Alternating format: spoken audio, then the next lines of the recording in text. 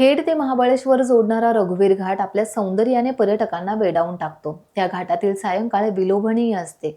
इथला सूर्यास्त एकदा तरी पाहावा इतकी निसर्गाची लयलूट इथे असते. रघुवीर घाटाचं काम 1990-91 ला सुरू करण्यात आले. प्रत्यक्षात घाट पूर्ण होण्यासाठी 10 वर्ष लागली. घाटाचे काम 2002 साली पूर्ण झाले. शिंदी, वळवण, आरव, मोरणी, उचाट, वाचावळे, लामज, निवळी, अकल्ले आणि गाडिवली या गावांच्या कोयना जलाशयामुळे महाबळेश्वर तालुक्याशी संपर्क तुटला होता. रस्ते आणि इतर प्राथमिक सुविधा यापासून गेली अनेक वर्ष ही गावे वंचित होती. 2002 साली घाटाचं काम पूर्ण झाल्यावर या गावांचा खेड तालुक्याशी थेट संपर्क सुरू झाला. घाटाच्या रत्नागिरी जिल्हा हद्दीला लागून महिमागड आहे. त्याची उंची समुद्र सपाटीपासून 4200 फूट इतकी आहे.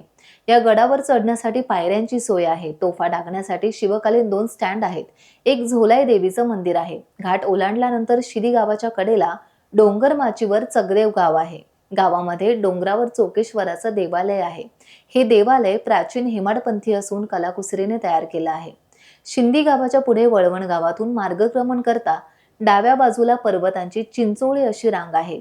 त्या ठिकाणी शिखरासारखा भाग असून शिखराच्या माथ्यावर शंकराचं मल्लिकार्जुन देवालय आहे आणि हे प्राचीन हेमाडपंथी पद्धतीचं मंदिर आहे. मंदिराच्या परिसरात अगस्त्य ऋषी आणि लोपामुद्रा यांच्या समाध्या आहेत. मंदिराचा दरवाजा पूर्व दिशेला असून पहाटे 4 वाजल्यापासून सूर्याची किरणे पडायला सुरुवात होते. तसेच सायंकाळी सूर्यास्ताच्या वेळी सूर्याचे नानाविध अंग आणि रंग पाहायला मिळतात. रघुवीर घाटाचा परिसर अतिशय देखणा असून पर्यटकांना भुरळ घालणारा आहे. टाइम्स डिजिटलला लाईक करा, सबस्क्राईब करा, शेअर करा आणि बेल आयकॉन दाबायला विसरू नका. पाहत रहा टाइम्स डिजिटल.